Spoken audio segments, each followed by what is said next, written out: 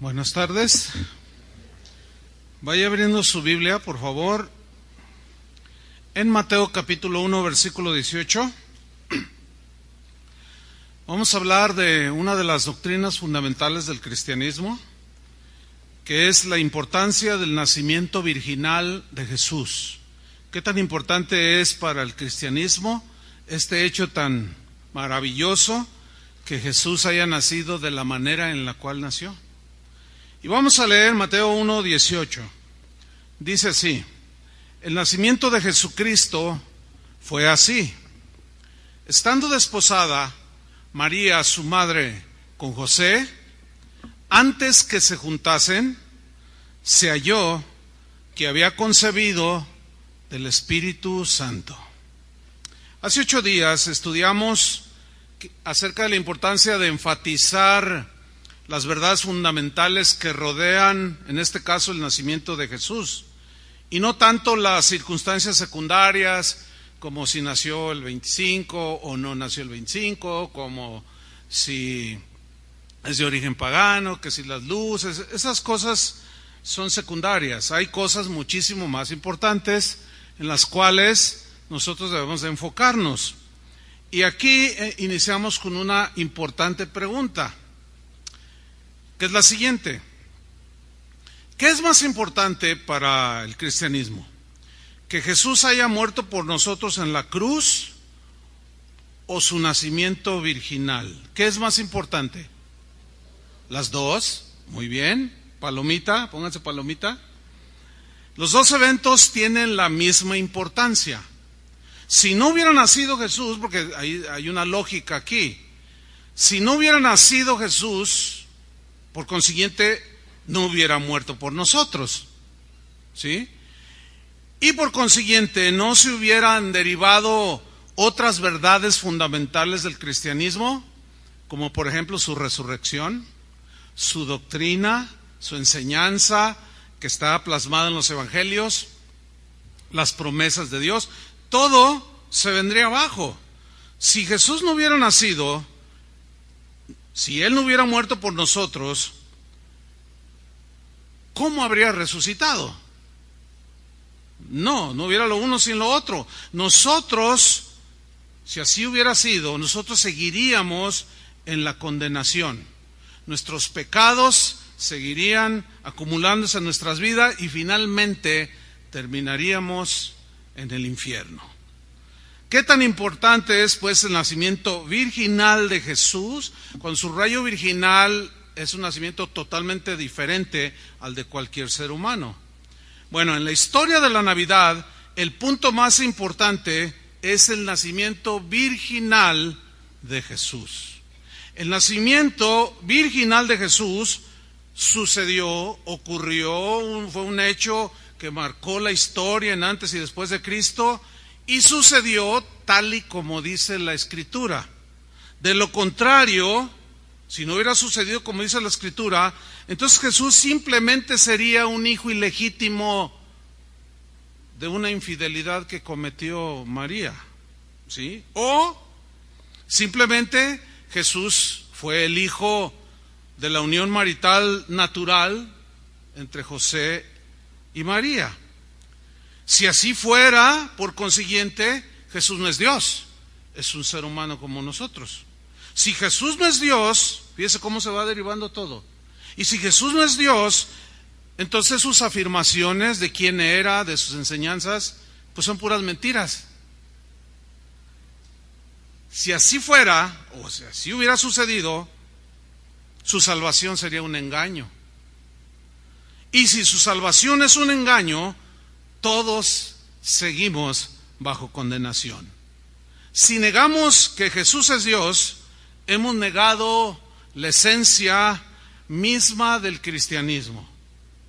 Si la historia de su nacimiento no es más que una leyenda inventada, bueno, también lo sería el resto de lo que la Biblia habla de Jesús.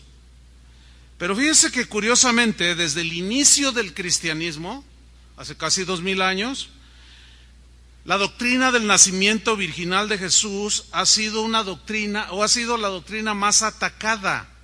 Desde el inicio, por ejemplo, aparecieron los gnósticos, que eran personas que habían concebido cierta doctrina que aseguraba que Jesús era imposible siendo Dios, era imposible haber tomado una forma humana.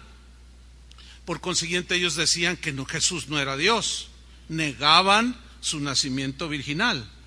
Pasaron algunos años dentro de la iglesia de los primeros 300 años y apareció una doctrina que se conoció como arrianismo, que era la negación de la divinidad de Jesús. Argumentando, un tal Arrio argumentaba que Jesús era un ser creado, que no era Dios encarnado. Bueno, esas dos doctrinas o herejías que acabo yo de mencionar se han perpetuado, siguen vigentes hasta el día de hoy. Por ejemplo, los testigos de Jehová son los representantes del arrianismo. Ellos niegan la divinidad de Jesús. Ellos dicen que Jesús era un simple ser humano como usted o como yo. ¿Sí?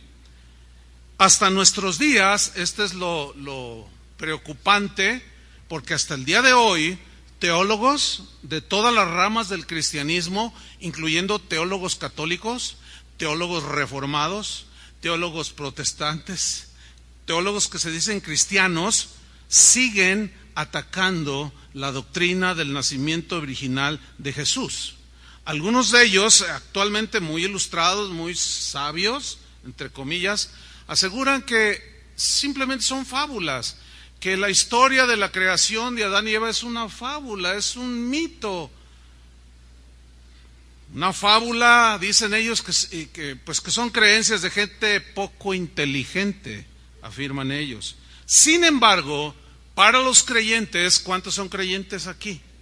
Para nosotros los creyentes en Cristo, su nacimiento virginal es creer en esta doctrina, abrazarla, es fundamental, es crucial, así como abrazar el hecho de la muerte en la cruz y de su resurrección. Son doctrinas que los cristianos, desde que inició el cristianismo, siempre abrazaron y defendieron, y algunos hasta dieron su vida para defender estas doctrinas. Cualquier persona pues que rechaza la divinidad de Jesús, la encarnación de Jesús, es decir, que Dios tomó forma humana, pero de una manera sobrenatural, por medio de un nacimiento virginal, todo aquel que rechaza esto, rechaza a Cristo. Y la Biblia se defiende a sí misma. Juan el apóstol escribió en 1 de Juan 4:1, por razón de los gnósticos, que aseguraban precisamente que era imposible que Dios tomara una forma humana. Y él escribió en 1 de Juan 4:1, les escribió a los creyentes y les dijo: amados, no creáis a todo espíritu. Aquí todo espíritu es sinónimo de cualquier persona. No creáis a cualquiera, sino probad, examinad los espíritus o las personas, si son de Dios. Porque muchos falsos profetas han salido por el mundo. Versículo 2. En esto conoced el Espíritu de Dios. Todo espíritu o toda persona que confiesa que Jesucristo ha venido en carne, o sea que se encarnó y de manera sobrenatural, es de Dios, dice Juan. Es de Dios. Versículo 3.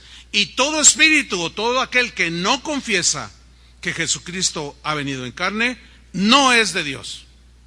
Y este es el espíritu del anticristo. O sea, la actitud anticristo, todo en contra de Cristo. Y es muy importante examinar y darnos cuenta que curiosamente, entre comillas, de una manera inexplicable, pero aquellos que atacan a Jesús y su nacimiento sobrenatural nunca hablan mal de Buda, ni de Confucio, ni de ningún líder religioso. ¿Por qué sí de Jesús? Eso comprueba que detrás de todo, el autor intelectual de todo este anticristo es Satanás mismo, el enemigo de nuestras almas. Dice 1 Juan 4:3, y este es el espíritu del anticristo, o sea, la actitud de negar, de estar en contra de Cristo, el cual vosotros habéis oído que viene. O sea, el personaje con ese sistema de gobierno anticristiano y que ahora ya está en el mundo, no que ya está en el mundo el anticristo, sino la actitud de rechazar a Jesús, aún dentro de los mismos que se denominan cristianos. Por consiguiente, la doctrina del nacimiento virginal de Jesús es sumamente importante para nosotros que creemos. Ya desde el Antiguo Testamento los profetas, inspirados por el Espíritu Santo, comenzaron a dar profecías acerca de la venida y del nacimiento sobrenatural de este que sería llamado el Mesías. Isaías en el capítulo 7, versículo 14, nos lo dice aquí: por tanto, el Señor mismo os dará señal. La palabra señal aquí, tanto en el hebreo como en el griego, habla de un hecho poderoso, sobrenatural. ¿En qué consistía esa señal, ese hecho sobrenatural? ¿Se acuerdan cuando los fariseos cuestionaron a Jesús y le dijeron: danos señal de que eres el Hijo de Dios? Y él dijo: señal no le será dada sino la señal del profeta Jonás, que estuvo 3 días y 3 noches en el vientre del pez. ¿De qué estaba hablando? De su muerte y resurrección. O sea, esa es otra señal del poderoso Dios que tenemos, que levantó el cuerpo muerto de Jesús y lo volvió a la vida, que se conoce como la doctrina de la resurrección. Dice pues el texto, Isaías 7:14: el Señor mismo os dará señal poderosa. He aquí que la Virgen concebirá. Para nosotros quizás no tenga el mismo impacto que para los judíos de aquel tiempo que escucharon esto de parte del profeta. ¿La Virgen qué? Concebirá. ¿Cómo que una virgen va a concebir? O sea, concibe una esposa casada, ¿o no? Lo otro se consideraba fornicación. Entonces sonaba mal a los oídos de ellos. ¿Cómo que una virgen concebirá? Sí, y dará a luz un hijo, y llamará su nombre Emmanuel. Bueno, el cumplimiento de esta profecía dada por Isaías, él la profetizó 800 años antes de que Cristo naciera en un portal en Belén. Y en Mateo 1:18, que fue el versículo que nosotros leímos al principio, ahí se ve el cumplimiento de la profecía de Isaías. Para nosotros son ya 2800 años que se cumplió esta profecía. Dice Mateo 1:18, que fue el texto de inicio: el nacimiento de Jesucristo fue así, palabra de Dios, estando desposada María su madre con José. Aquí hay algo importante que quiero mencionar: desposada. María. Desposada en el idioma griego es una palabra que se traduce como comprometida. En otras palabras, se puede leer así, como dicen algunas otras versiones: estando comprometida María su madre, o sea, madre de Jesús en su humanidad, con José. Esta era una costumbre que tenían los padres judíos, que cuando los hijos iban creciendo, entre ellos hablaban y hacían ese compromiso de casar al hijo con la hija. Se aceptaban ambos, se comprometían, y esa era una costumbre para ellos, ¿sí? Para nosotros eso no tiene vigencia, era una costumbre judía. Por eso tenga mucho cuidado cuando escuche a cristianos que aparentan mucha espiritualidad, que dicen cosas como: el Señor me está diciendo que tú te cases con aquella muchacha o con aquella mujer, o tú te casas con aquel. Oiga, pero yo ya soy casada. Pues yo no sé, a mí Dios me habló. Dices, ¿de qué está hablando este tipo? ¿Verdad? Cenó muchos tamales en Navidad, o algo le pasó. Esas cosas para nosotros no tienen sentido ni vigencia. Era una costumbre judía. Entonces dice que María su madre, antes que se juntasen, juntarse aquí significa vivir la vida marital. Antes que vivieran como matrimonio, se halló que había María concebido del Espíritu Santo. Y aquí inicia la maravillosa historia de la Navidad, porque dice que se halló que ella había concebido del Espíritu Santo. Aquí hay algo digno de mencionar. El verbo concebir viene de un término griego genao, y genao se traduce literalmente como engendrar.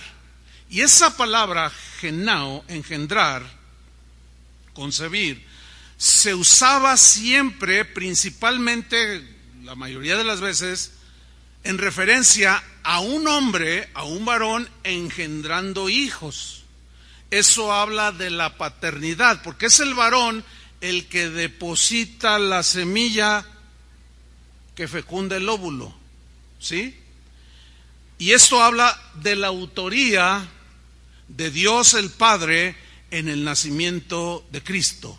O, como dice en Hebreos 1:5, aquí hay una prueba de esto, de cómo fue Dios el Padre quien lo engendró. A lo cual, porque a cuál de los ángeles dijo Dios jamás: mi hijo eres tú, yo te he engendrado hoy. Y otra vez, yo seré a él padre, y él será a mí hijo. Ok, en un sentido nosotros como cristianos somos hijos de Dios. ¿Cuántos son hijos de Dios?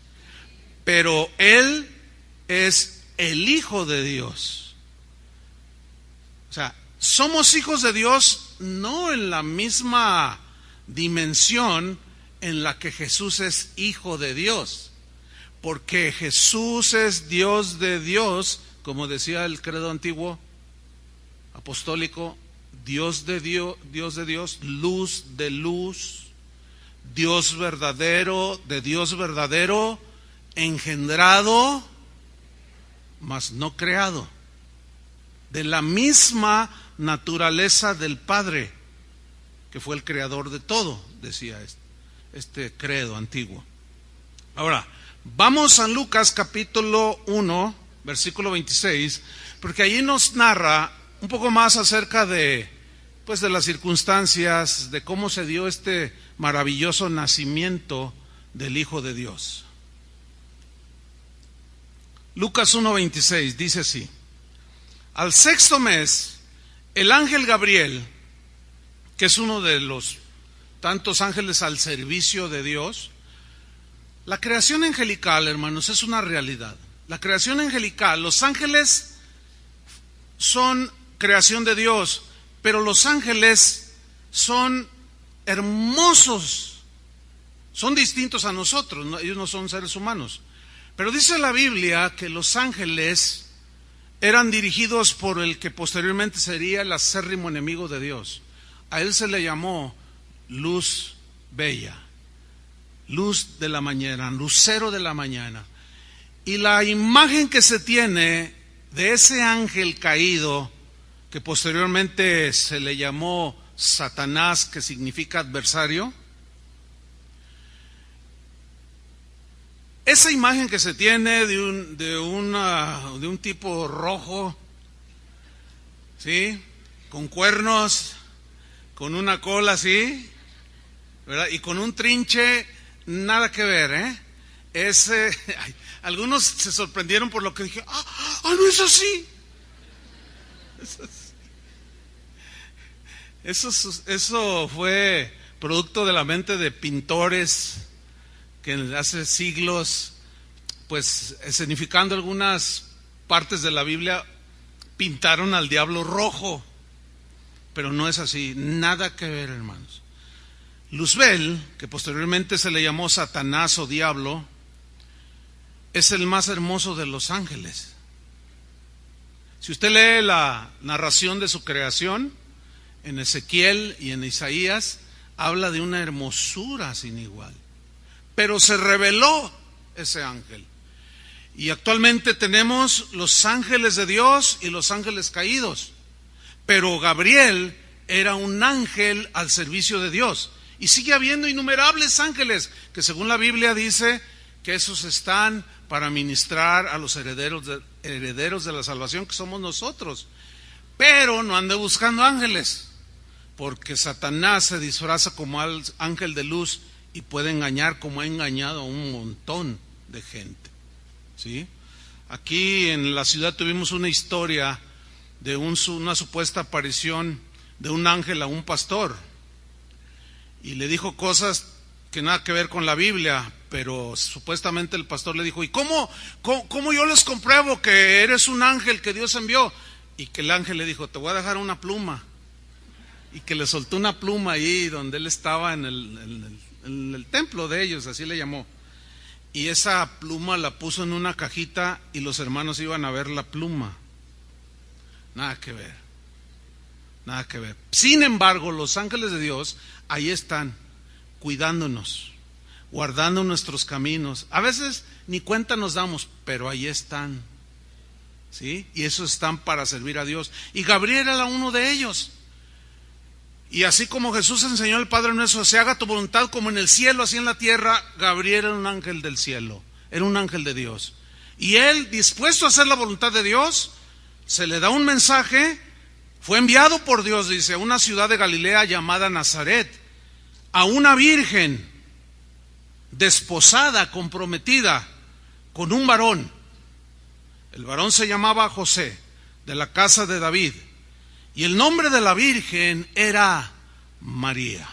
Había muchas vírgenes en ese tiempo en Israel.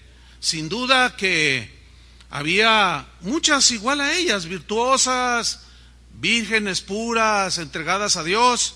Pero Dios en su soberanía tenía que escoger a una.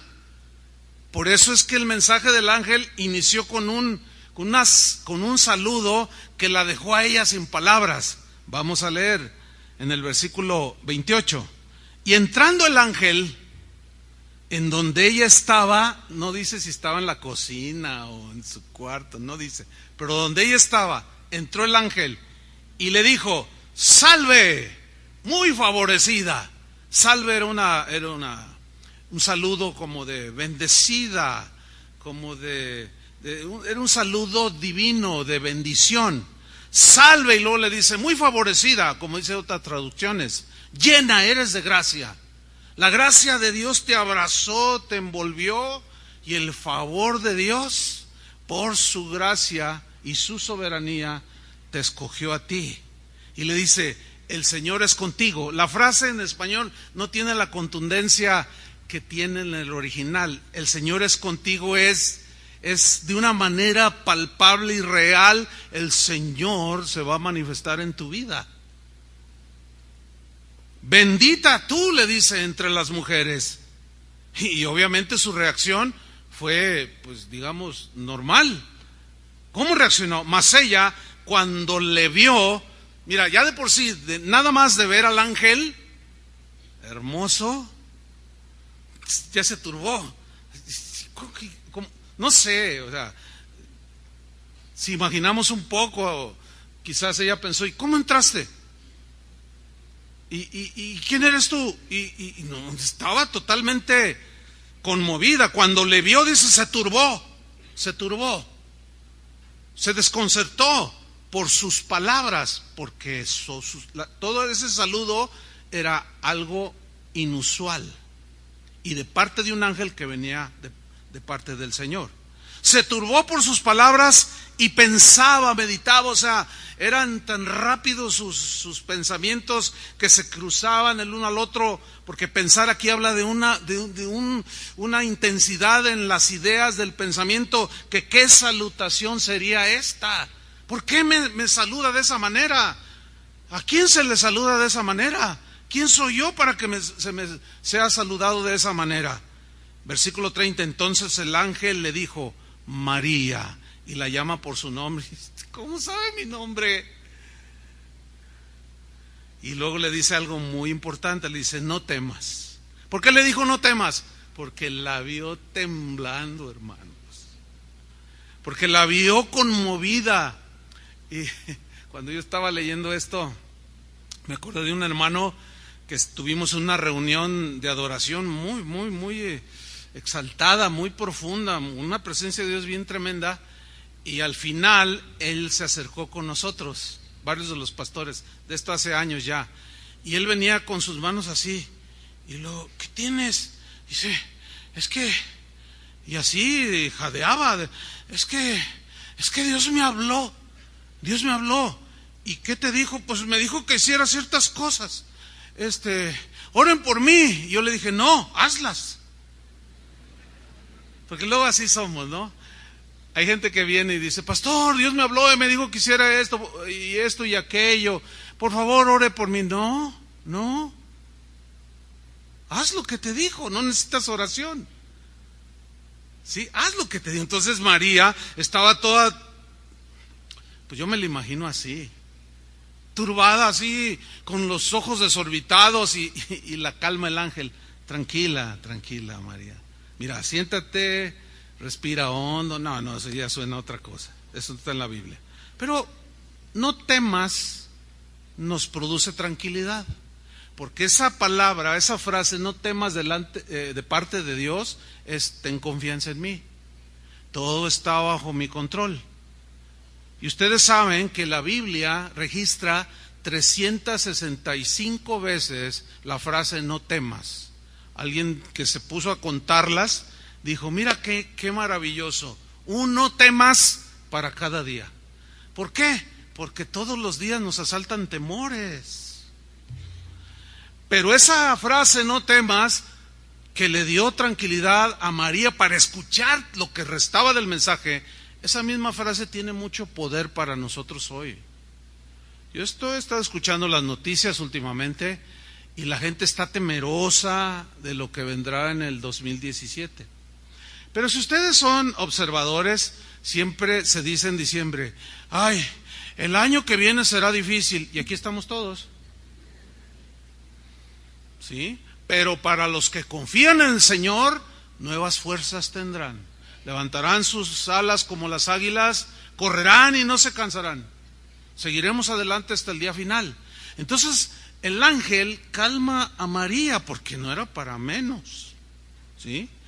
Es como si alguien viene, el doctor viene contigo, mujer, que estás embarazada y te dice, oiga, le tengo una noticia tremenda. Va a tener 8 hijos. ¿Cómo te quedarías, mujer? Para atrás. Y el marido, cuando tienes ya estaba, no terminó de decir 8, el doctor ya estaba en el suelo, ¿y cómo los voy a mantener? No, pues es que imagínate. Entonces María, que estaba comprometida, todavía necesitaba escuchar con tranquilidad el mensaje. Por eso es importante estar tranquilos, hermanos, para escuchar que Dios nos hable. Cuando oramos, cuando compartimos la palabra de Dios, cuando leemos la palabra de Dios. Entonces la calma le dice, no temas, porque has hallado gracia delante de Dios. Has hallado el favor de Dios delante de Dios, pero todavía no le dice nada. Y ella está así esperando el gran mensaje. Le dice en el 31, y ahora concebirás en tu vientre. No, eso le fundió los fusibles a la Virgen María. Concebirás en tu vientre. Ahora imagínense, ella abriendo los ojos a medida que le decía, y darás a luz un hijo, y llamarás su nombre Jesús. Jesús es el nombre en griego de la palabra hebrea o del nombre hebreo Josué. En griego es Jesús. Y ambos, Josué y Jesús, hebreo y griego, significan salvación o el Salvador. Y el nombre de Jesús describe el propósito de la misión por la cual Él vino a nacer de una manera tan sobrenatural y poderosa. Ese es el nombre por excelencia de Jesús, aunque se le llama de muchos nombres, como ya veremos un poquito más adelante. Y luego le menciona cómo sería ese hijo llamado Jesús. El nombre se lo puso Dios, no José ni María. Y le describe en el versículo 32, este niño será grande y será llamado Hijo del Altísimo. Mira, todos somos hijos del Altísimo, del que está por sobre todo. Pero Él es el Hijo de Dios engendrado por Él. Nosotros fuimos engendrados por la palabra, dice Pedro. Pero Dios, por el Espíritu Santo, puso la semilla. La palabra semen significa semilla, ¿sí? Está latinizada la palabra semen, pero significa literalmente semilla. No que Dios tenga semen como los hombres, como los seres humanos. No, esto es en sentido espiritual. Puso la semilla por el poder de Dios. No hay nada imposible para Él. Y luego le sigue diciendo, y el Señor Dios le dará el trono de David su padre, y reinará sobre la casa de Jacob para siempre, y su reino no tendrá fin. Todas esas son frases que ella de alguna manera había escuchado de boca de los rabinos. ¿Cómo sería el reinado del Mesías? Y luego se la están dando a ella. No, yo pienso que estaba al borde del desmayo de semejante afirmación. Y en su mente se estructuró una pregunta bien lógica. Ella estaba totalmente asombrada y su pregunta es totalmente natural y lógica. Le dice en el versículo 34. Entonces María le dijo al ángel, ¿cómo será esto? Y sigue con su lógica humana, ¿no? Y con razón. Dice, pues no conozco varón. No, todavía no me caso, estoy comprometida. Pero ¿cómo yo voy a concebir un hijo si todavía no estoy casada? Todavía no vivo con José, mi marido. Pues esa, hermanos, esa es una afirmación de parte de Dios. Y a eso se refirió cuando dijo el profeta Isaías, esta es la señal, el hecho poderoso. Una virgen concebirá en su vientre de manera totalmente fuera de lo normal, o sea, sobrenatural, por obra del Espíritu Santo.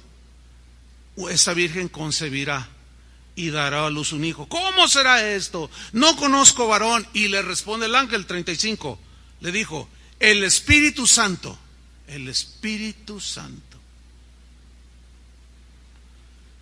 la tercera persona de la Trinidad, vendrá sobre ti, y el poder del Altísimo. Repito, estas frases no tienen quizás mucha impresión fuerte en nosotros, pero en el texto y en la costumbre, en la cultura hebrea, escuchar estas palabras que son muy, muy contundentes, de que el Espíritu Santo vendrá sobre ti, como ahora viene sobre nosotros, pero ya no se va a producir, como nunca antes se había producido, un nacimiento como el del Hijo de Dios. Por eso es un hecho único, por eso es una verdad fundamental, la manera en la que Cristo nació. Y vamos a, en lo que resta del mensaje, a darle explicación el por qué tenía que ser de esa manera su nacimiento.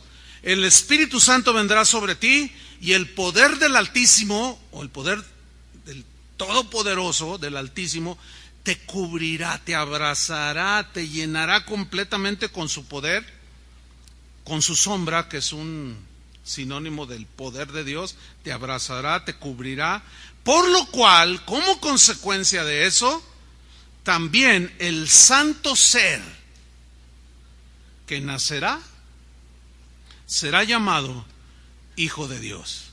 No, pues allí ya María, tratando de asimilar, ella había sin duda escuchado mensajes de que vendría el Mesías, sin duda que escuchó predicación respecto a Isaías 7:14, pero jamás pasaría por su mente, es lo más seguro, que ella pudiera haber sido la que Dios había escogido. Miren, hermanos, Dios lo único que requiere de nosotros es fe, porque Dios sigue haciendo hechos poderosos.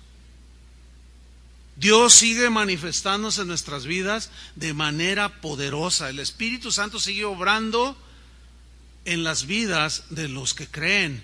El único requisito de Dios es tener fe, porque para el que cree todo le es posible. Fe es la llave para accesar a las promesas de Dios.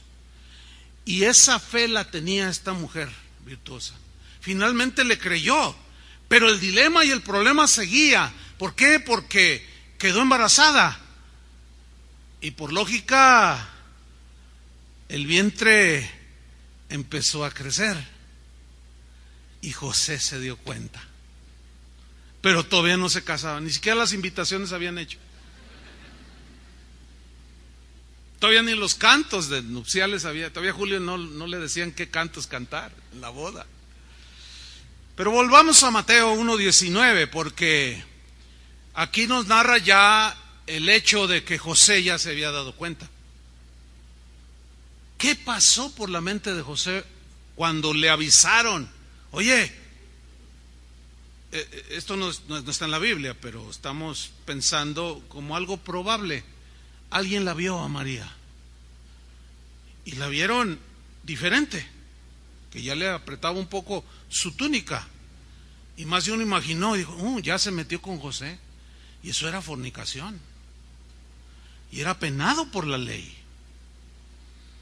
Y más de uno seguramente fue y le dijo, y cuando José la ve, ¿qué pasaría por su mente? Miren lo que sucedió. Mateo 1:19. Después de que se entera, José su marido, o su prometido, como era justo, yo subrayo esta frase, como era justo. Aquí, hombre justo significa hombre íntegro, que sabe amar, que sabe perdonar, que no va a vengarse, no hay venganza en su corazón, no hay el mínimo asombro de amargura por tan semejante infidelidad. Porque él en su mente natural no es difícil imaginarlo. Yo he hablado con varones que fueron engañados por sus esposas y es algo terrible. Pero también he hablado con mujeres que han sido engañadas por sus esposos. Pero en el caso de un varón engañado, hay ciertas cosas que son un poco distintas en la reacción. Un hombre se siente en su hombría, en su valor, que lo hayan preferido por otro hombre, eso le pega muchísimo. Quizás más fuerte, no lo sé. Pero en la mente de José, fíjate, la importancia de ser hombres y mujeres justos. Porque cuando viene la agresión, cuando viene la defraudación, cuando viene la traición, el corazón justo reconoce que él también está en la posibilidad de traicionar, de herir el corazón de los demás. ¿Y qué hizo este hombre justo? No quería infamarla, dice.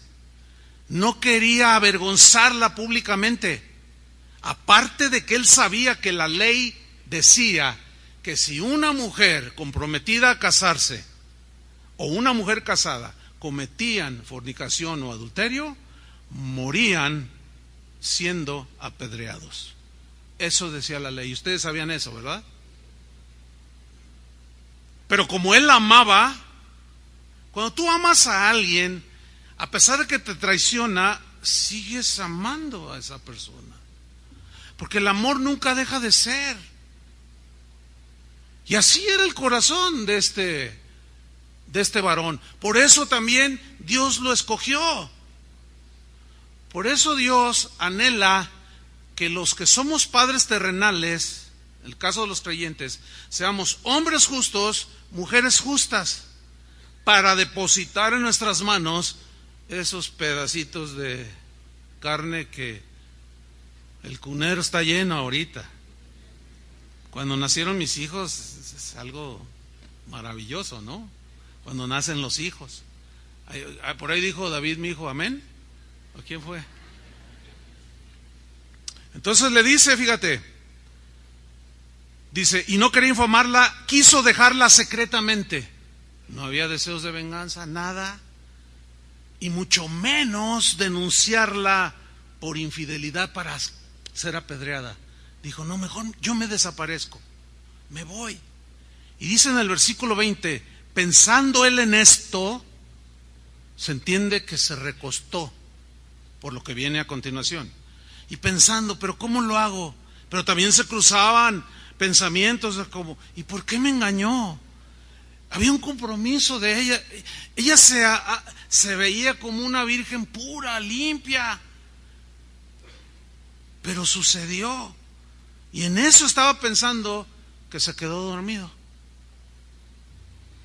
¿Por qué digo que se quedó dormido? Por lo que viene a continuación. Y he aquí un ángel del Señor le apareció en sueños. O sea, nada más se sueña dormido. Bueno, algunos sueñan despiertos. Dice, aquí un ángel del Señor le apareció en sueños y le dijo, otro ángel del Señor, otro enviado. Pero a diferencia de María, aquí fue por medio de un sueño, ¿sí? Y le dijo el ángel, José, hijo de David, o sea, lo conocía perfectamente. Dice, no temas, otra vez le dice, no temas. ¿Por qué le dijo no temas? Porque estaba todo todo herido, dolido, quizás estaba llorando, quizás tenía ya la almohada toda inundada de lágrimas por semejante traición e infidelidad. Pero el ángel lo consuela y dice, no temas, pero luego le da una instrucción. No temas recibir a María, y le dice, tu mujer. Qué tremendo. Piense un poco, trate de imaginar un poco.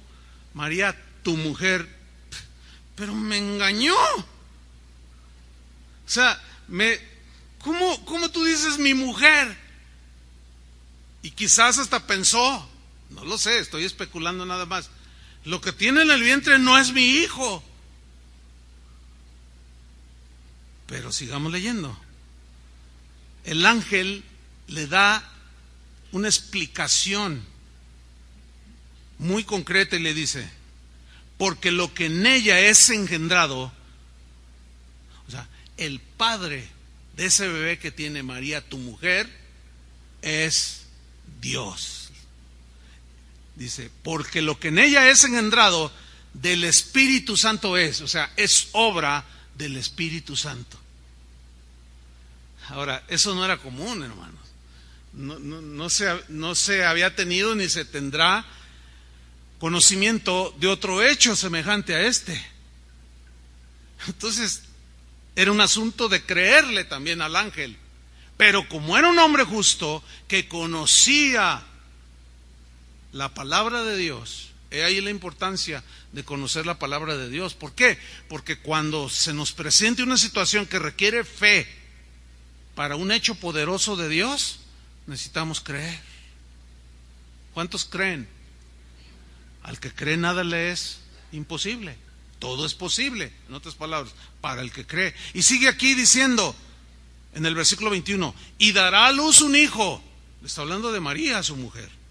Y llamarás su nombre Jesús, porque él salvará a su pueblo de sus pecados. Aquí le dice el ángel la misión por la que vino Jesús encarnado, el eterno Hijo de Dios. El Verbo se encarnó.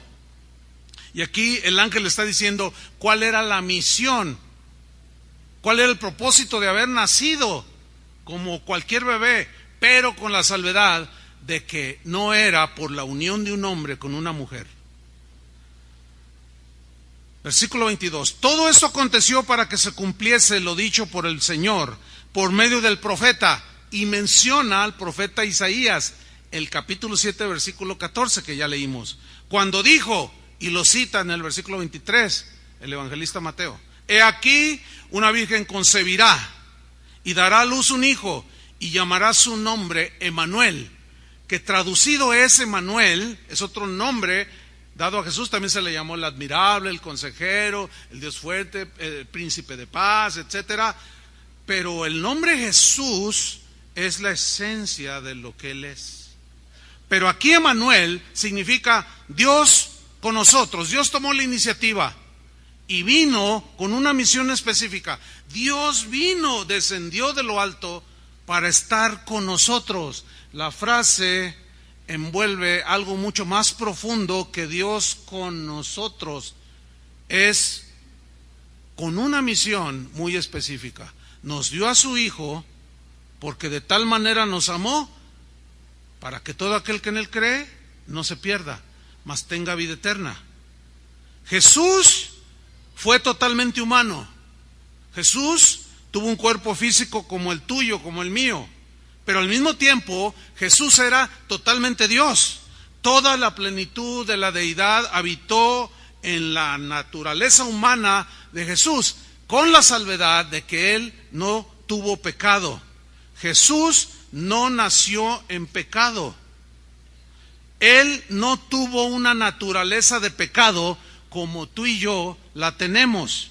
Y Pablo, en el capítulo 5 de la carta a los Romanos, nos habla de cómo esta naturaleza pecaminosa es transmitida desde el momento que Adán pecó, cuando engendró a Caín y Abel. En ese momento y hasta nuestros días, esa naturaleza pecaminosa se transmite de generación en generación, y esto es a través del varón que deposita la semilla en la mujer, y viene la concepción en el óvulo y nace un ser humano, pero contaminado con el pecado. Nosotros nacimos contaminados por el pecado, y la Biblia nos lo enseña en Romanos 5:12. Dice así: por tanto, por consiguiente, dice Pablo, como el pecado entró, subrayo esa palabra, el pecado entró en el mundo por un hombre. ¿Quién era ese hombre? ¿Alguien me puede decir? Adán. Muy bien, otra palomita, ahí la llevan. El pecado entró en el mundo por un hombre, pero ahí no quedó todo. Y por el pecado entró, ¿qué entró? La muerte. Ahora, ¿qué significa la muerte o muerte? Esa palabra, tanto en el hebreo como en el griego, significan separación. Es decir, entró en el mundo por un hombre el pecado, y por el pecado entró la muerte, la separación. Y esa separación fue en dos dimensiones: en la dimensión espiritual y en la dimensión física. Es decir, en el momento que Adán pecó, murió espiritualmente, se separó de Dios.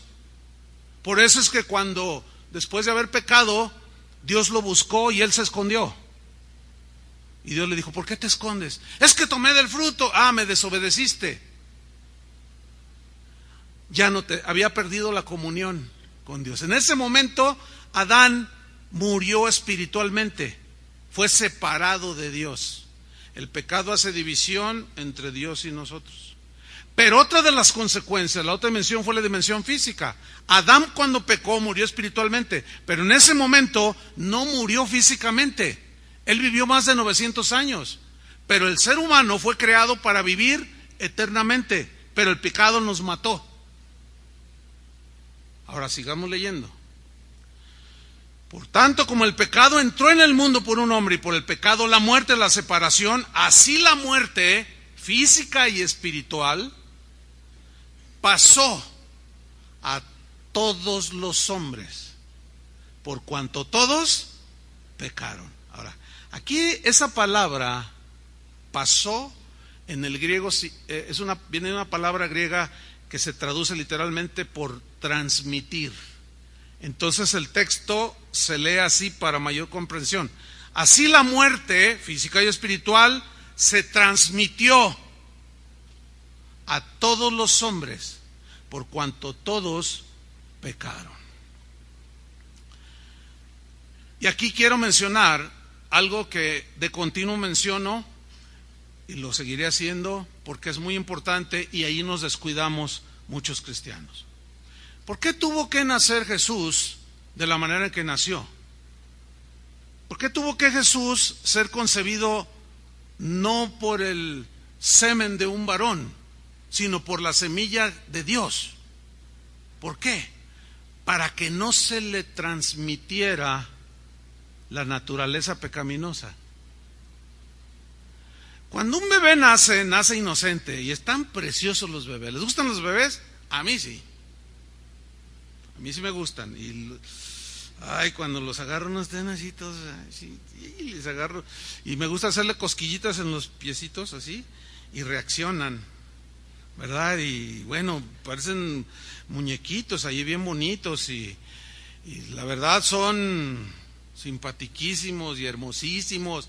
Y luego cuando empiezan a caminar, no hombre, los papás, no, ya da sus primeros pasos y le toma 70,000 fotografías, ¿no? Y ahora con eso del Facebook, no hombre, a todo mundo le mandas las fotos de tu hijito que ya caminó y dio los primeros pasos, y cómo se ven, ¿verdad? Y cómo se ríen, y luego el dientito que empieza. No, la verdad son geniales, son maravillosos. Y ese niñito, tú le transmitiste, varón, la naturaleza pecaminosa. Y empiezan a crecer. Y los niños empiezan a hacer cosas que te roban el corazón. Hace unos días estábamos con una reunión de pastores y un joven matrimonio de pastores. Tienen una bebé, como de 1 año, casi ya va para los 2 años. Y andaba ahí la niña caminando y es no quiero utilizar la palabra adorable porque solo Dios es adorable, ¿no? Pero pues dan ganas de apretarle y entonces, no, la niñita haciendo ya caritas y movimientos. Le dije, ¿cuántos años tiene tu niña? Dice, ya va para 2. Le dije, no te la vas a acabar. Cuando cumpla 2 años va a ser una de monerías y tú, no, ustedes se van a deshacer y van a decir, ay, mi hija, qué linda mi hija, ninguna como ella. Esa es una característica de los niños. ¿Cuántos de ustedes cuando vieron a sus niños crecer ya siendo cristianos, que el niño a los 3 años se paraba y levantaba las manos y empezaba? Y tú, está alabando a Dios. Y las fotos, mira mi niño alabando a Dios. No, tú decías, no, Señor, qué bendición. No, y el niñito ponía carita de ángel. Y hasta le hacía así. Y luego tu niñita, no, pues fue y compró, ahí en San Juan de Dios le compraste un panderito porque fuiste ahí al caldo de pescado. Y pasaste por donde venden todos esos juguetitos y un pandelito, dijo la niña. Entonces, sí, ¿cuál quieres? Y se lo compraste y ella empezó a hacerle. Te alabo, Señor, te alabo. Y tú, ay, te derretiste. Y a todo el mundo le comentaste, ay, mira a mi niña, ay, qué bendición ver a mis hijos alabando a Dios. Pero a los 5 años le empezaron a salir cuernos rojos. A los 8, hasta colmillos así le empezaron. A los 12 ya le salió una cola y a los 14 ya traía un trinche en la mano. Y tú desconcertado, te preguntaste, ¿qué pasó? ¿Dónde está ese niño? Hermanos, simple y sencillamente es la manifestación de la naturaleza pecaminosa que tú le transmitiste, que te transmitió tu padre, que te transmitió tu abuelo, y que tu abuelo, al bisabuelo y el bisabuelo, y la culpa la tiene Adán. Pero echarle la culpa a quien sea no sirve de nada. Ya estamos contaminados por el pecado. Por eso es que a nuestros niños tenemos que desde chiquitos darles conciencia de lo que está bien y lo que está mal. A los niños se les enseña a hacer el bien, porque el mal ya lo traen de fábrica. A un niño tú no lo enseñas a decir una grosería, le sale. Una reacción de egoísmo, de golpear a otro niño y quitarle el chupetín, es una reacción natural, pero se le enseña a no lo hagas. No contestes así. ¿Por qué? Porque ya forma parte de la naturaleza. A esa niña, hija de estos pastores, yo le dije, oye, ¿y si la están llevando? Claro, dice, mira, ahí en la mesa, ve lo que está allí. Y allí en la mesa estaba una varita bien liviana, que traía un versículo, con la vara y la corrección dan sabiduría. Yo le dije, dice, pues es la varita. Dice, mira, agárrala y llámale a la niña. Entonces yo agarré la varita y la nombré por su nombre. Le dije, ven, y voltea.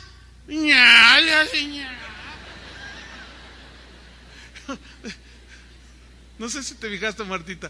Dice, no. Le digo, no, ven. Jamás se me acercó. ¿Por qué? eso para mí fue un buen síntoma de parte de los padres, dice, porque pues nomás, o sea, ella sabe y le explicamos 1 año y medio y ya sabía lo que era la disciplina. Bueno, la corrección, instruye al niño en el camino y aun cuando fuere grande no se apartará. Necesitamos a nuestros niños llevarlos ya hay un punto en el que ellos tienen que nacer de nuevo también, arrepentirse de sus pecados, porque nacieron contaminados por el pecado, volviendo al nacimiento virginal de Jesús. He ahí la razón por la cual Jesús tuvo que nacer de esa manera, porque si hubiera nacido por una relación entre José y María, José le hubiera transmitido la naturaleza pecaminosa a Jesús. Por consiguiente, la sangre de Jesús, que es donde, curiosamente, cuando te sientes enfermo o te quieren hacer algún examen, ¿qué es lo que te examinan? Te sacan sangre.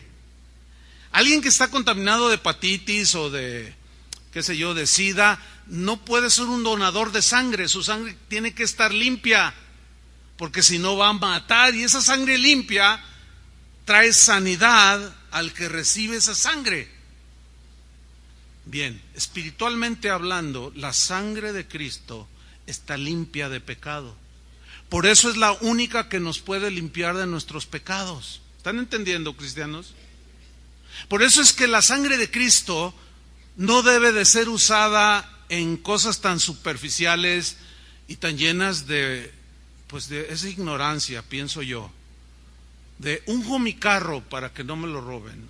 Lo cubro con la sangre de Cristo. ¿Sabe una cosa, mi estimado hermano? La sangre de Cristo no es para cubrir carros, ni proteger casas, ni de andarla esparciendo por todos lados. La sangre de Cristo es única y exclusivamente para limpieza de nuestros pecados. Por eso es que Dios tuvo que poner la semilla de Él en el vientre de María, y de esa manera anuló la contaminación que José le podía haber transmitido. Por eso cuando Jesús nació, fue el hombre más perfecto que ha existido. Esa fue la idea de la creación de Adán, un hombre perfecto y una mujer perfecta. Pero el pecado entró por la desobediencia. Y por el pecado la muerte, así pasó la muerte, se transmitió a todos los seres humanos. La genética, hermanos, puede definirnos y darnos lecciones, y por medio de ella sabemos de nuestra herencia física. Yo me parezco a mi padre, a mi madre que está ahí sentada, tengo ciertos rasgos ademanes, ¿verdad? Si quieren saber ahora con la tecnología y su avance, quieren saber quién es el padre, quiero saber si aquel señor fue mi padre, me hacen una prueba de ADN y empata, él es su padre. Todo esto hace la genética, ¿sí? Heredamos, nos explican cómo es que nos parecemos en los rasgos físicos, pero también intelectuales. Generalmente un músico engendra niños con tendencia a la música y así viceversa, ¿no? Pero la genética jamás va a poder encontrar el origen de la maldad. No va a poder decir, no va a poder abrir, no va a poder estudiar y decir, pues aquí, miren, esta es la maldad. No puede, porque es algo espiritual. Pero nadie puede negar, el hecho de que no se ha comprobado científicamente, no se puede negar que la maldad existe. Basta ver alrededor nuestro, ¿sí o no? ¿Quién se atrevería a negar que el hombre está lleno de maldad? Nadie. Sin embargo, solo la Biblia posee la información del origen y las consecuencias del pecado, y por consiguiente nos da la solución. Y la solución es la sangre de Cristo que limpia nuestros pecados. He ahí la importancia del nacimiento virginal de Jesús. De ahí derivamos de que los seres humanos no nos hacemos pecadores, no, nacemos pecadores por naturaleza. Nuestro problema es que nacimos con esa naturaleza pecaminosa que nos fue transmitida. Por eso Cristo dijo, es necesario nacer de nuevo. ¿Cómo nacemos de nuevo? Cuando oímos el mensaje, creemos en el sacrificio de Jesús, nos arrepentimos de nuestros pecados y su sangre limpia, sin pecado, sin manchas y contaminación, nos limpia de todos nuestros pecados. ¿Cuántos le dan gracias a Dios? Razón de sobra para celebrar, sea el 25, 24, el 30, el que usted quiera. No podemos detenernos en esas cosas tan secundarias y dejar de lado semejantes verdades fundamentales como esta. Termino leyendo dos pasajes. Uno está en Hebreos 4:14. Hebreos 4:14. Aquí el escritor se refiere, es en alusión al sacerdocio que había en el tiempo del Antiguo Testamento, el sacerdocio que Aarón fue el primer sacerdote delante del Señor, y de allí el sumo sacerdote entraba a la presencia de Dios, previos sacrificios de animales inocentes, la sangre las vertían en lebrillos y con unas ramas de hisopo metían ahí en la sangre, y esto lo hacía el sacerdote eventualmente cada año, y rociaba al pueblo, estaba fuera ahí del tabernáculo y rociaba la sangre de manera simbólica hacia el pueblo, dirigía el rociamiento de la sangre. Esa sangre era de animalitos, todos eran inocentes. ¿Se acuerdan de Juan el Bautista? He aquí el Cordero de Dios que quita el pecado del mundo.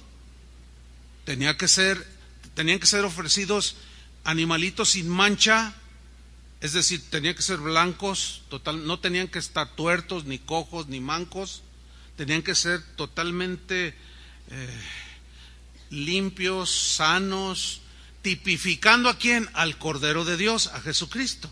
Entonces el sacerdote rociaba al pueblo y de manera simbólica los pecados del pueblo quedaban cubiertos, pero la sangre de Cristo los borra.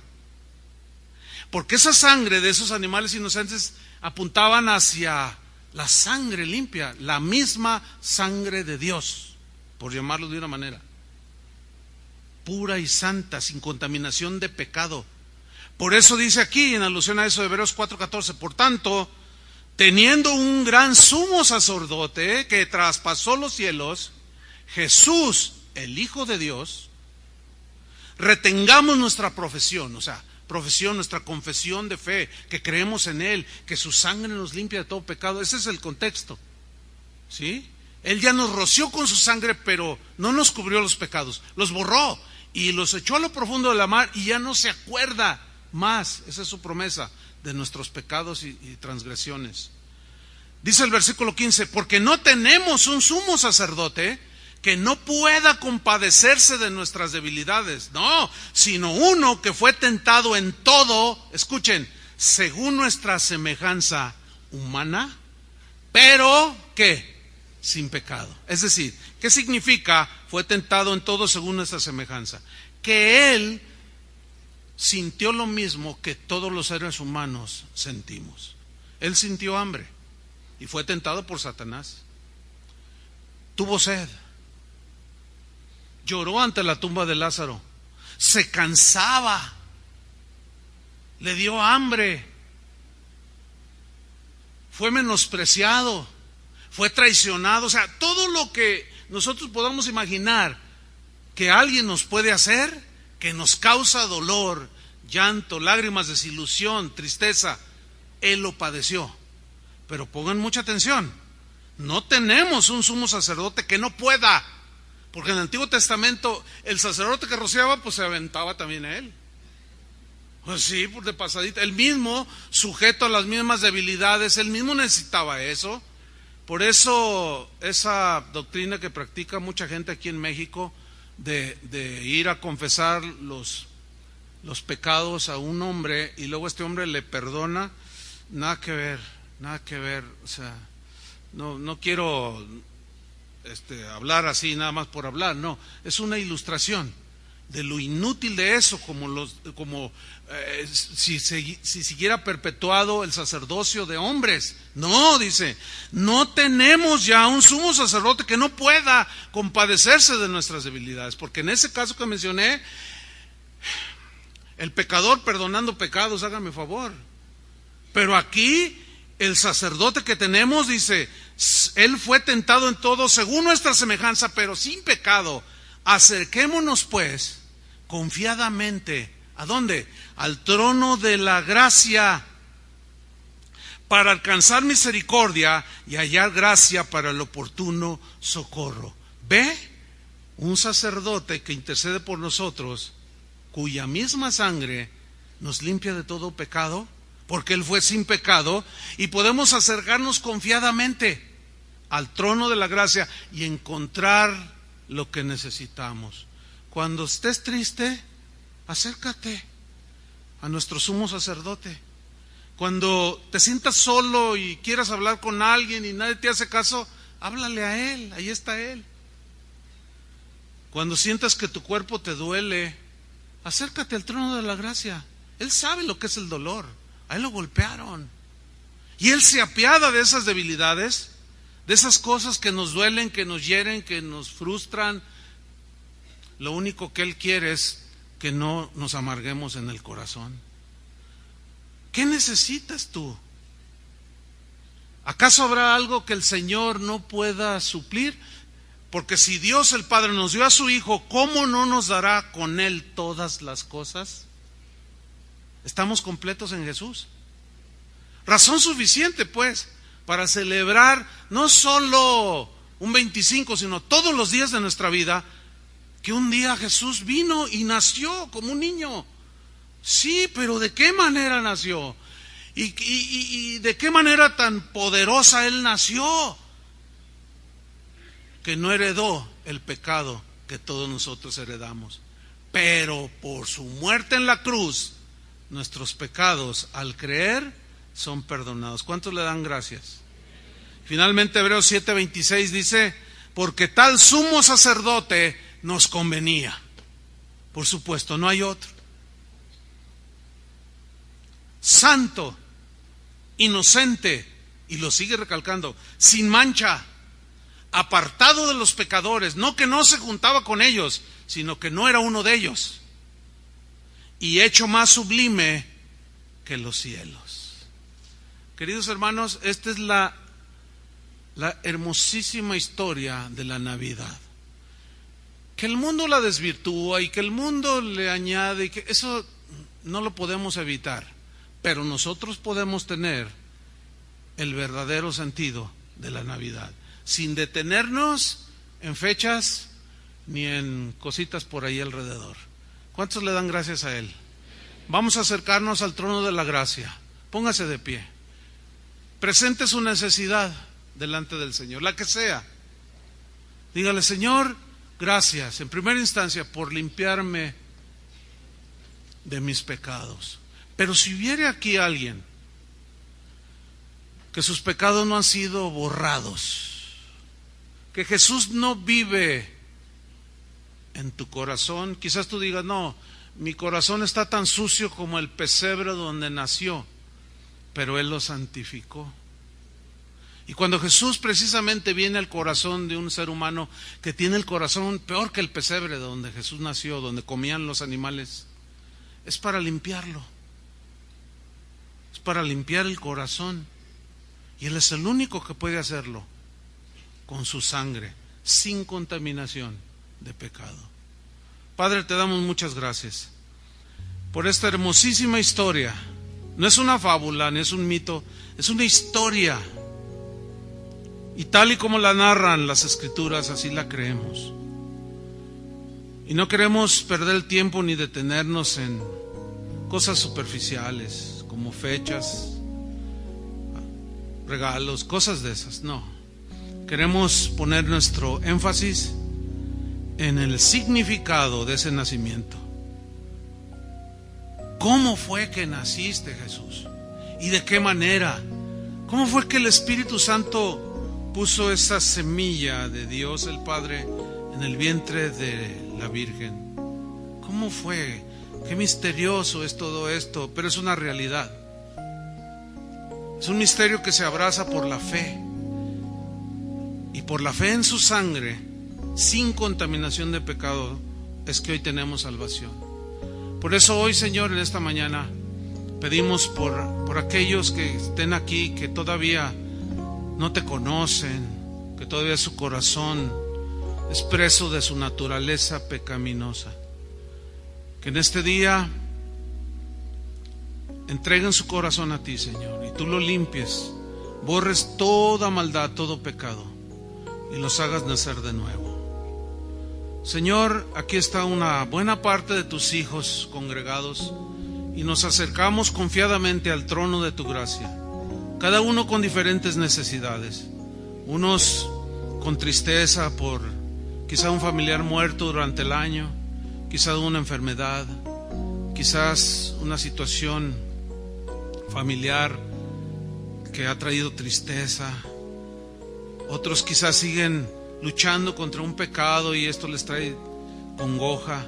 Pero tú eres nuestro libertador, Señor. Nos acercamos con confianza al trono de tu gracia para encontrar oportuno socorro. Señor, de manera libre y confiada, nos acercamos a ti por la sangre de Cristo, la única sin contaminación de pecado. Y por esa sangre tenemos acceso a tu trono, Señor. Socorre a tus hijos y concede, Señor, las peticiones de los corazones. Gracias, Jesús, por tu obediencia, por haberte despojado y humillado y tomado forma de hombre. Y te humillaste, te hiciste uno semejante a nosotros, para poder sentir, palpar lo mismo que los humanos sentimos, para un día, Señor, podernos consolar. Gracias, Señor, porque estas verdades las abrazamos hasta el día de nuestra muerte. Por eso es necesario nacer de nuevo, y también es necesario que nuestro cuerpo físico vuelva al polvo, porque del polvo fuimos tomados y al polvo volveremos. Consecuencias del pecado, sí, pero es necesario morir también para que nuestros cuerpos sean resucitados conforme al cuerpo que Jesús tenía, ese cuerpo glorioso que ascendió al cielo. Gracias, Jesús.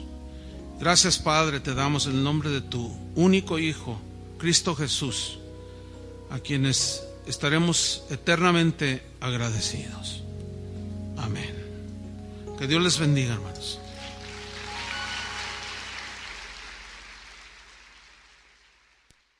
Nosotros, ¿cómo habría resucitado? No hubiera lo uno sin lo otro. Nosotros, si así hubiera sido, nosotros seguiríamos en la condenación. Nuestros pecados seguirían acumulándose en nuestras vidas y finalmente terminaríamos en el infierno. ¿Qué tan importante es, pues, el nacimiento virginal de Jesús? Con su rayo virginal es un nacimiento totalmente diferente al de cualquier ser humano. Bueno, en la historia de la Navidad, el punto más importante es el nacimiento virginal de Jesús. El nacimiento virginal de Jesús ocurrió, fue un hecho que marcó la historia en antes y después de Cristo, y sucedió tal y como dice la Escritura. De lo contrario, si no hubiera sucedido como dice la Escritura, entonces Jesús simplemente sería un hijo ilegítimo de una infidelidad que cometió María, ¿sí? O simplemente Jesús fue el hijo de la unión marital natural entre José y María. Si así fuera, por consiguiente, Jesús no es Dios, es un ser humano como nosotros. Si Jesús no es Dios, fíjese cómo se va derivando todo. Y si Jesús no es Dios, entonces sus afirmaciones de quién era, de sus enseñanzas, pues son puras mentiras. Si así fuera, o si así hubiera sucedido, su salvación sería un engaño. Y si su salvación es un engaño, todos seguimos bajo condenación. Si negamos que Jesús es Dios, hemos negado la esencia misma del cristianismo. Si la historia de su nacimiento no es más que una leyenda inventada, bueno, también lo sería el resto de lo que la Biblia habla de Jesús.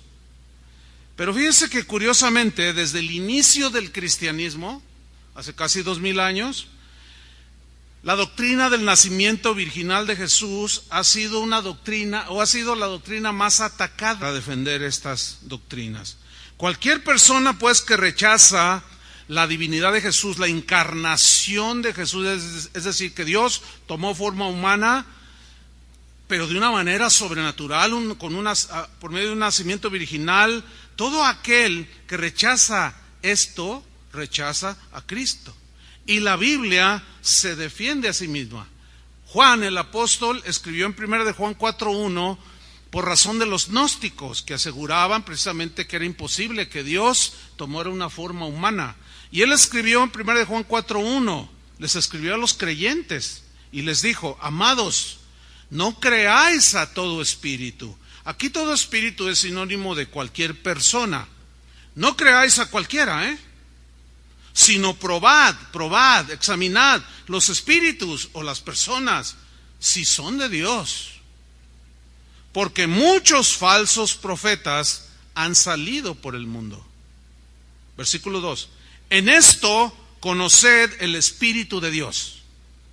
Todo espíritu o toda persona que confiesa que Jesucristo ha venido en carne, o sea que se encarnó y de manera sobrenatural, es de Dios, dice Juan. Es de Dios. Versículo 3. Y todo espíritu o todo aquel que no confiesa que Jesucristo ha venido en carne, no es de Dios. Y este es el espíritu del anticristo. O sea, la actitud anticristo, todo en contra de Cristo. Y es muy importante examinar y darnos cuenta que curiosamente, entre comillas, de una manera inexplicable, pero aquellos que atacan a Jesús y su nacimiento sobrenatural nunca hablan mal de Buda, ni de Confucio, ni de ningún líder religioso. ¿Por qué sí de Jesús? Eso comprueba que detrás de todo, el autor intelectual de todo este anticristo es Satanás mismo, el enemigo de nuestras almas. Dice 1 Juan 4:3, y este es el espíritu del anticristo, o sea, la actitud de negar, de estar en contra de Cristo, el cual vosotros habéis oído que viene. O sea, el personaje con ese sistema de gobierno anticristiano, y que ahora ya está en el mundo, no que ya está en el mundo el anticristo, sino la actitud de rechazar a Jesús, aún dentro de los mismos que se denominan cristianos. Por consiguiente, la doctrina del nacimiento virginal de Jesús es sumamente importante para nosotros que creemos. Ya desde el Antiguo Testamento los profetas, inspirados por el Espíritu Santo, comenzaron a dar profecías acerca de la venida y del nacimiento sobrenatural de este que sería llamado el Mesías. Isaías en el capítulo 7, versículo 14, nos lo dice aquí: por tanto, el Señor mismo os dará señal. La palabra señal aquí, tanto en el hebreo como en el griego, habla de un hecho poderoso, sobrenatural. ¿En qué consistía esa señal, ese hecho sobrenatural? ¿Se acuerdan cuando los fariseos cuestionaron a Jesús y le dijeron: danos señal de que eres el Hijo de Dios? Y él dijo: señal no le será dada sino la señal del profeta Jonás, que estuvo 3 días y 3 noches en el vientre del pez. ¿De qué estaba hablando? De su muerte y resurrección.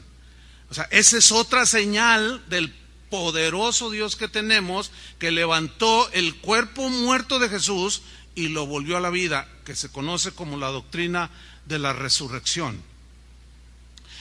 Dice pues el texto, Isaías 7:14, el Señor mismo os dará señal poderosa. He aquí que la Virgen concebirá. Para nosotros quizás no tenga el mismo impacto que para los judíos de aquel tiempo que escucharon esto de parte del profeta. ¿La Virgen qué? Concebirá. ¿Cómo que una virgen va a concebir? O sea, concibe una esposa casada, ¿o no? Lo otro se consideraba fornicación. Entonces sonaba mal a los oídos de ellos. ¿Cómo que una virgen concebirá? Sí, y dará a luz un hijo, y llamará su nombre Emmanuel. Desde el inicio, por ejemplo, aparecieron los gnósticos, que eran personas que habían concebido cierta doctrina que aseguraba que Jesús era imposible siendo Dios, era imposible haber tomado una forma humana. Por consiguiente, ellos decían que Jesús no era Dios, negaban su nacimiento virginal. Pasaron algunos años dentro de la iglesia de los primeros 300 años y apareció una doctrina que se conoció como arrianismo, que era la negación de la divinidad de Jesús. Argumentando, un tal Arrio argumentaba que Jesús era un ser creado, que no era Dios encarnado. Bueno, esas dos doctrinas o herejías que acabo yo de mencionar se han perpetuado, siguen vigentes hasta el día de hoy. Por ejemplo, los testigos de Jehová son los representantes del arrianismo. Ellos niegan la divinidad de Jesús. Ellos dicen que Jesús era un simple ser humano como usted o como yo. ¿Sí? Hasta nuestros días, este es lo preocupante, porque hasta el día de hoy, teólogos de todas las ramas del cristianismo, incluyendo teólogos católicos, teólogos reformados, teólogos protestantes, teólogos que se dicen cristianos, siguen atacando la doctrina del nacimiento virginal de Jesús. Algunos de ellos, actualmente muy ilustrados, muy sabios, entre comillas, aseguran que simplemente son fábulas, que la historia de la creación de Adán y Eva es una fábula, es un mito. Una fábula, dicen ellos, que son creencias de gente poco inteligente, afirman ellos.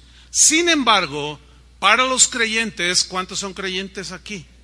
Para nosotros los creyentes en Cristo, su nacimiento virginal es creer en esta doctrina, abrazarla, es fundamental, es crucial, así como abrazar el hecho de la muerte en la cruz y de su resurrección. Son doctrinas que los cristianos, desde que inició el cristianismo, siempre abrazaron y defendieron, y algunos hasta dieron su vida.